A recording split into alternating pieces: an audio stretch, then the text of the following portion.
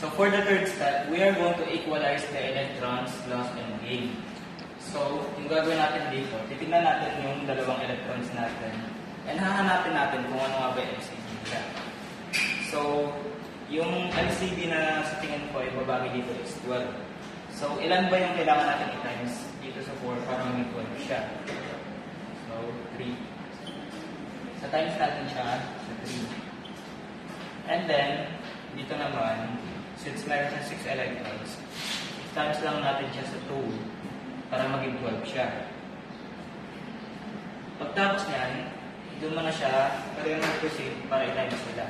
So, ito, magiging 3. Ito rin magiging 3.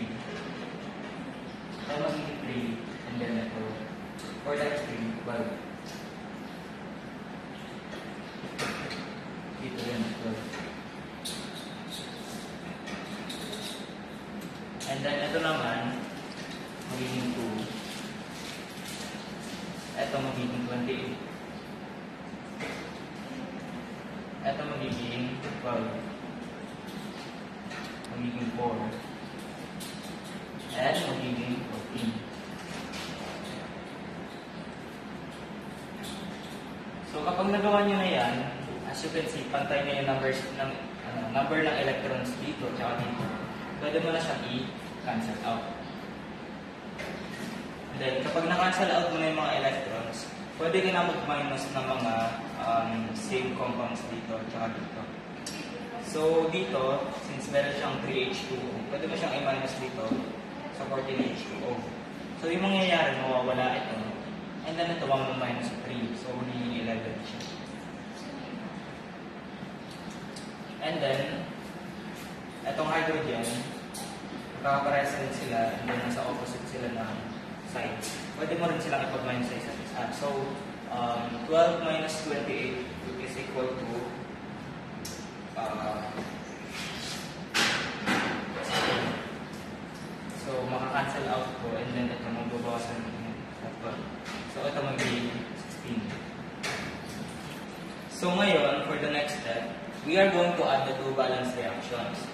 So, na-cancel na natin yung mga dapat natin i-cancel dito and na-minus na natin yung mga dapat natin i-minus. So, pwede na natin siyang i-arrange.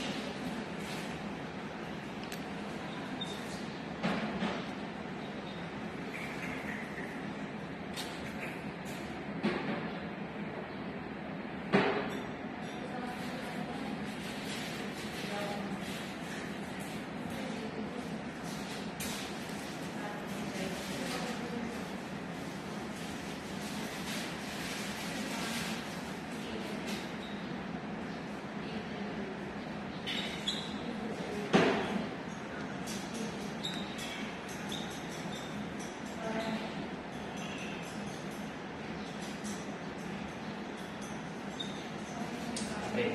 So ngayon, na-arrange na natin siya. Yung, pwede na lang natin gawin ngayon is titignan natin kung balance ba yung both elements or yung,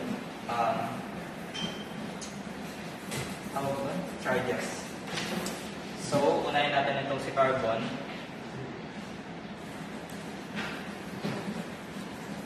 So, yung carbon niya dito, meron siyang 3 na coefficient dito. Yung gagawin mo, ita-times mo kung ilang carbon.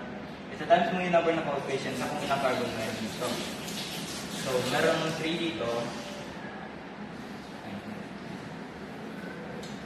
Meron din 3 dito. So, meron total ng 6. Dito naman sa side na to, meron siyang 3 carbon dito.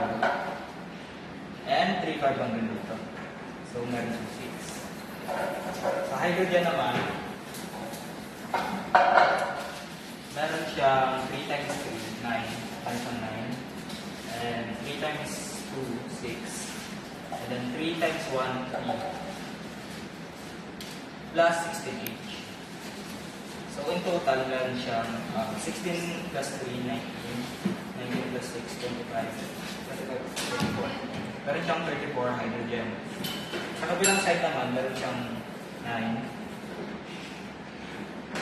meron siyang 3, and meron siyang 11 times 2, 22. So, 22 plus 3, meron siyang 25, and then 25 plus meron siyang 34. So, equal lang. Next naman is yung O. Dito sa side na to, meron siyang 3. And then dito naman, meron siyang 2 times 7, 14. So, 3 plus 14, meron kang 17. Dito naman sa side na to, meron dalawang obsidian dyan, times 3. 3, meron 6. And then 11 na O. So, meron siyang 17. So, equal rin siya. Dito naman, CR. Meron siyang 2 times 2, 4. And then dito, meron siyang 4. So, as you can see, balance naman lahat ng elements natin. Ngayon, titignan naman natin kung yung charges nila is balance rin. Okay, so ito, starting from here, wala siyang charge. So, hindi siya counted. Dito naman, kailangan natin i-times ng coefficient dito sa number ng charge. So, 2 times negative 2 is equals to negative 4.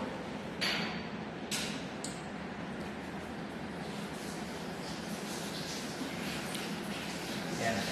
And then, dito naman, meron siyang positive 1 ng charge. And meron siyang coefficient na 16. So, 16. Yung gagawin lang natin dito, i-minus lang natin yung 4 sa 16. So, mag-equal siya into 12. Tama, di ba? 12. So, 12 yung charges mo dito. Dito naman sa kabila, meron siyang isa lang yung element na may charge dito. And then meron siyang coefficient of 4. So, yung charge niya is 3. And then, times lang natin siya in 4. So, 3 times 4 is equals to 12. So, as you can see, pati yung charges niya is balance. Okay? So, ngayon, na-check na natin na balance yung equation natin. Ito yung magiging final equation natin. And that's all you need to know on how to balance organic redox reaction. Thank you.